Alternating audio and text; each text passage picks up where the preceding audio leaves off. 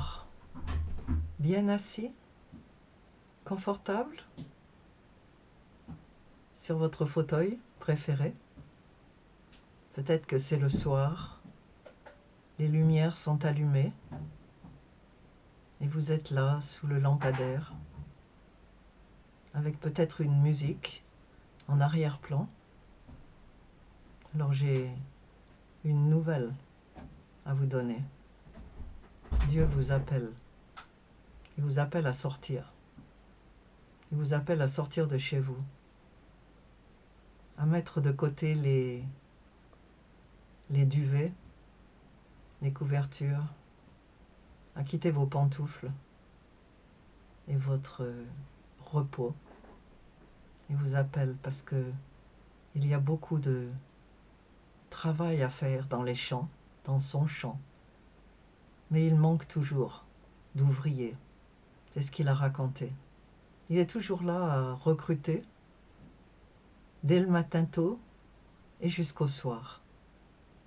Abraham, notre ancêtre, avait 75 ans quand Dieu l'a appelé. Et qu'est-ce qu'il lui a dit? Quitte ton pays, ta patrie et ta famille, et va dans le pays que je te montrerai. Mais il ne l'a pas laissé partir comme ça, les mains dans les poches. Dieu ne vous appellera jamais sans vous donner son plan. Chacun a un plan différent. Et quelquefois, il ne s'agit pas de partir très loin. Ma grand-mère a élevé 2 enfants, et puis quand elle avait presque 70 ans, Dieu lui a donné une nouvelle mission. Et cette mission ne consistait pas à aller très loin, c'était sa mission de m'élever, de 0 à 5 ans. Et après, d'ailleurs, toutes les vacances. J'ai passé des milliers et des milliers et des milliers de jours et de semaines chez mes grands-parents.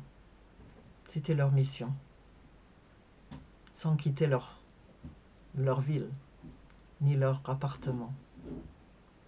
Et Dieu a un plan, et le plan qu'il a donné à Abraham, il lui a dit, je ferai de toi une grande nation, je te bénirai, je rendrai ton nom grand, et tu seras une source de bénédiction. Je bénirai ceux qui te béniront, je maudirai ceux qui te maudiront, et toutes les familles de la terre seront bénies en toi.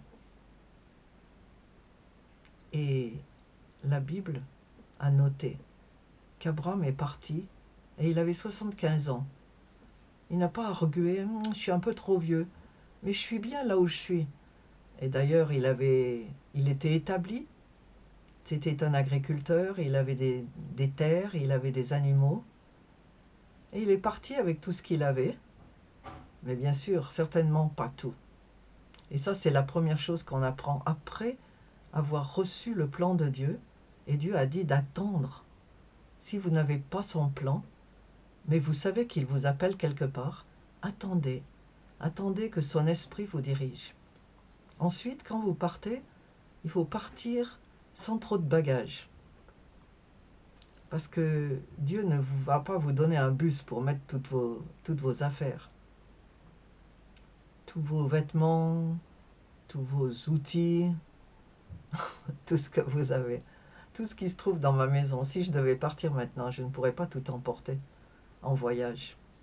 Quand je voyage, je n'ai pas d'auto, donc je dois compter sur les trains, les bus, et je ne dois pas prendre plus d'une valise, parce que sinon je ne pourrais pas la porter. Et dans cette valise, je vais mettre le strict minimum. C'est ce qu'on appelle en anglais travel light. Voyager léger. Une autre chose, c'est que vous allez sortir en partant, vous allez sortir de votre zone de confort. De la même manière que nos enfants, vous les encouragez, vos enfants à vous les encouragez à aller à l'école primaire, à l'école secondaire, et puis après, à faire leur vie, à partir en université, ou bien en apprentissage, ou bien voyager. Dans tous les cas, ils vont quitter la maison à un point. Et ce point arrivera très vite, plus vite que ce que vous croyez. Et quand ils partent avec leur plan à eux, qui n'est pas le vôtre. Je connais une jeune fille au Nigeria que ses parents avaient destinée à devenir médecin, parce que chaque famille rêvait d'avoir un médecin. Alors on l'a envoyée à l'université pour faire de la médecine. Et très vite, elle s'est rendue compte que la médecine n'était pas ce à quoi elle était destinée. Alors au lieu de ça, elle a décidé de faire des études de langue et de littérature. Et elle est devenue une auteure très connue. Une auteure à succès.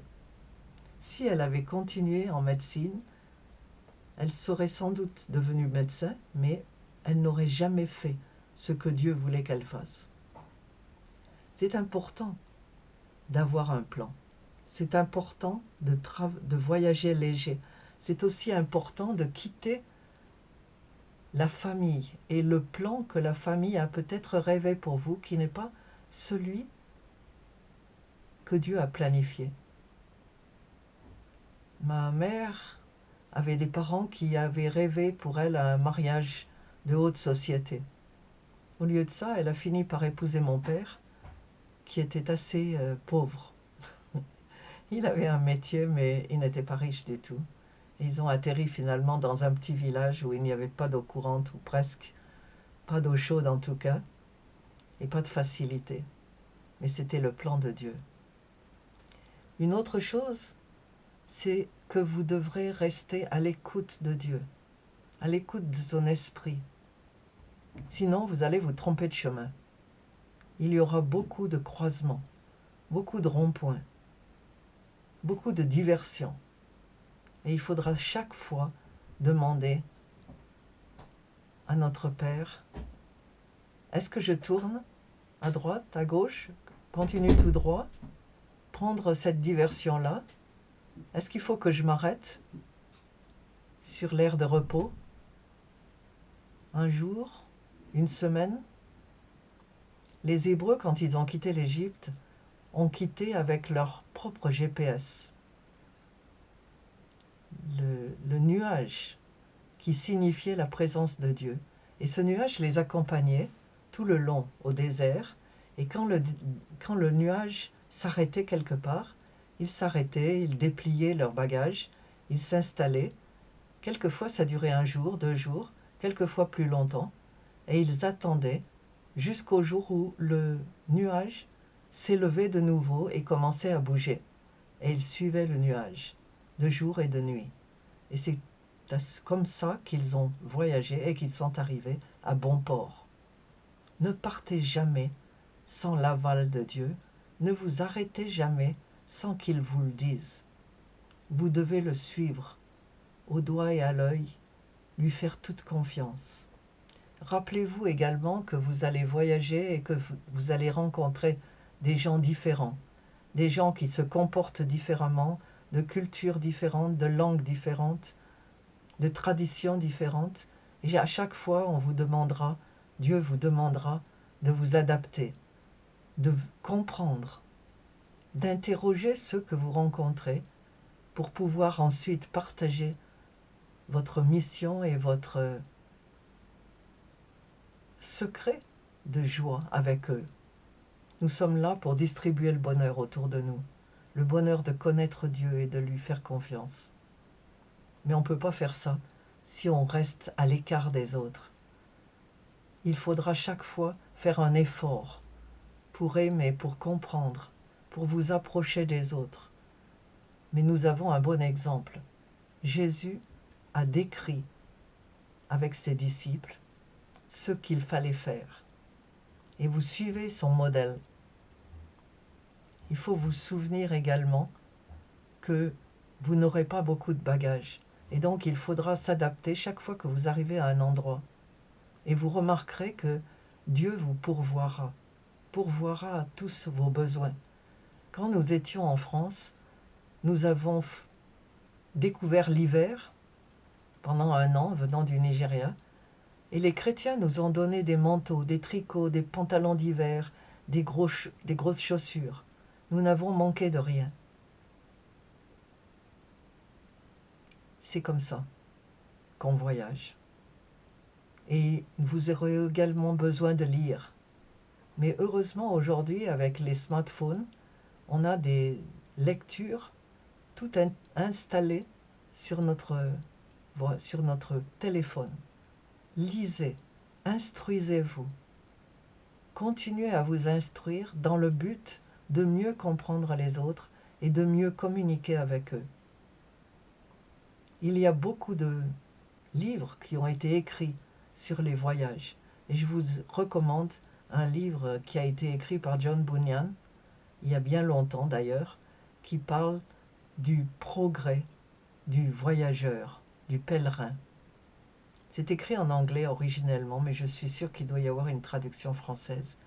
Alors, profitez de votre voyage. Et à la fin du voyage, vous arriverez à la rivière et il n'y aura plus qu'à la traverser pour être à la maison, une fois pour toutes. Bon voyage.